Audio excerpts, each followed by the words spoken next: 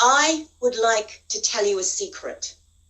The secret to resilience is not that it's just about surviving crisis. Survival is an instinct. Most of us, when we're faced with adversity, we can find it in ourselves to do that. Building resilience takes work. It is about building our emotional and mental fortitude so that we can choose our response instead of instinctively react, so that we can find clarity when anxieties and stresses overwhelm us, so that we can select the most effective path and have the strength to take action. Even when we're exhausted, we may be deserted, we may feel down. And the even bigger secret is that we need to find, unlock, and empower that strength within ourselves. Yes, counselors, psychologists, coaches, they all help. But we live with ourselves 24/7. When we need that help, we need to at least be able to start it off. So, why do we look at mental and emotional fortitude? Well, in the 20th century, the threats that elicit the fight or flight response are no longer the ones from the jungle, the rustle of the trees, which suddenly makes us go, right, I need to work out what I need to do. The threats, 20th century, 21st century, social media century, they are psychological. Psychological pressure can give us the same response as that physical threat. And therefore, we need psychological strength in order to face them. But as we grow from being very young, the practical tools we're taught, they're about dressing ourselves and feeding ourselves and learning. When we go to school, it's about building a skill or passing exams. Then we get to life, it's about targets, achievements, certificates. We are no longer taught to really replenish our strength when it's depleted, restore our vibe and our verve when we're exhausted, and revive our energies when all we've got is ourselves. But how do you undo years and years of learning, years of thinking? It's about what you know. And teach students, teach clients, teach each other that actually sometimes, especially when it comes to resilience, who you are is far more important. Well, one of the first ways that I used to find as a coach and as a trainer was creating a safe environment. Being in situ with students, with clients, I was able to create that just by being there. And of course, now we aren't able to do that. We're in a digital platform, we're in little boxes. But I adapted like all of us will have. And I found that things like having a live stream, allowing for non-recorded Q&A, asking for questions in the chat, and actually seeing students' names allowed me to respond to them by name. And that went a long way to creating a safe environment. And further, in that digital age, if a student couldn't make the session, they could always revisit it later. If a student wanted to check something again, they could always watch the recording. In actual fact, the digital age gave me more benefits, more ideas that I can then take forward when we go back to face-to-face. So that was the first hurdle. The second, of course, is how do you engage? How do you get people who have never learnt to restore, revive, re-energize, to give it a go? How do you get people who believe that my certificates and my awards are the most important thing? To understand and try the little energy boosters that come from within. So that not only when you achieve success do you recognize it, but you keep it. Well, I'd like you to join me in some of the methods that I use, which are interactive. They're simple, they're practical. And I'd like to take you through 5 of them. Number 1, I talk about gratitude. Now, why have I got a rock? Well, penguins apparently give a rock to their loved ones when they form their connection. And so I thought it was a nice representative of the gift we can give every day to others. A simple thank you, recognizing when they have done something that's touched our lives. But more than that, gratitude is also about us recognizing when we're thanked. So often, when I say thank you to people, they shrug it off. Perhaps you are one of those people. Perhaps you also say, oh, it's nothing. Oh, I'm just doing my job. Unless we learn to recognize gratitude, how on earth can we feel its benefits? One thing I challenge you to do is, first of all, of course, say thank you.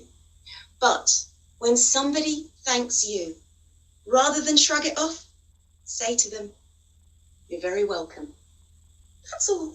You don't need to elaborate on it, but just try that. The next tip, breathing. Now, I don't know if you're like me, but if I'm stressed and someone says to me, calm down, that winds me up even more. But one thing that I've realized through practicing meditation, through simple breathing exercises that take me outside my head, and this is a breathing ball, so I'm going to ask you to breathe in with me as the ball opens and breathe out as the ball closes. I repeat the following affirmation as I breathe, and that is, even if I can't control anything else, I can control my breathing. And that gives me enough headspace to step back and be able to respond rather than instinctively react. So let's have a go at that affirmation. Breathing in through the nose and out through the mouth. And I'd like you to repeat so you hear it in your voice and in your head. Even if I cannot control anything else, I can control my breathing. Again, even if I cannot control anything else, I can control my breathing. And even if you don't have a breathing ball, I find doing square breathing, simply 1, breathing in, breathing out, breathing in, breathing out, can have the same effect, because what that does is it gets you out of your head, out of the overthinking cycle, and allows you to move forward. Tip number 3, or challenge number 3, is kindness. Now, kindness is more than just empathy or feeling sympathy for somebody. It is empowered. It is active. And you can be kind in many different ways. You can be kind to yourself. Listen to the words you tell yourself when perhaps you don't do as well as you thought, or perhaps when you feel you could have done more. Be kind at those times and appreciate that perhaps you have done the best you could with the resources you had. And similarly, being kind to others is not simply just holding their hand, although that can absolutely help. It can be offering to do something practical, offering help where it is possible. And sometimes kindness can even be saying nothing, even when you know you're right, even when this argument has gone on for a long, long time. Often when people lash out and they're defensive, it is because it is their survival instinct that is causing them to be defensive, to be aggressive, to protect themselves. They are already down. Is it really worth being right at that time? So sometimes kindness is about saying nothing. Number 4, use our brains. We can choose how we respond. We can even choose our mood. Because mood is often instinctive, or our emotional reaction is instinctive based on an external event, we can always take a step back and we can ask ourselves two simple questions. Number one, how do I want to feel right now? And number two, what is going to get me there? And some of those techniques will be from what other speakers have discussed. They will come under PERMA. They will come under ideas and concepts that other practitioners have helped you with.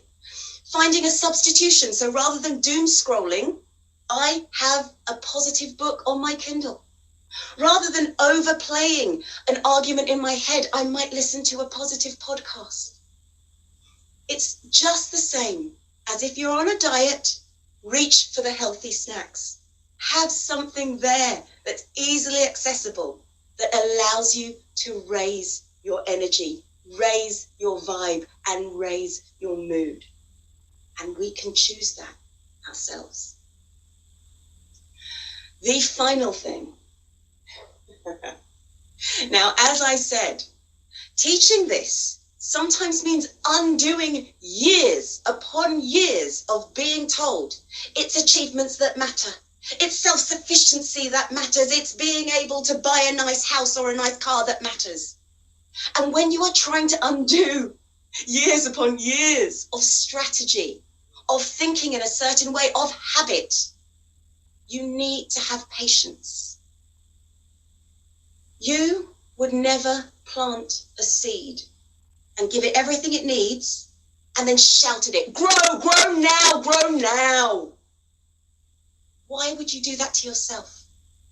These little tips take time. They're tiny. They're a little increment every day that builds that inner mental and emotional strength. Know the things that you can do. Look out for the state of flow.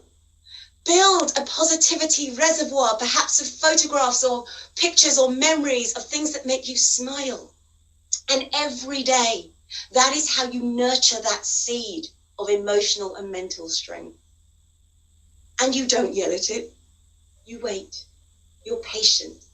And it will blossom in the same way as you will begin to flourish. And to conclude, I'd like to ask you that question. What if everything I'm saying is not a secret?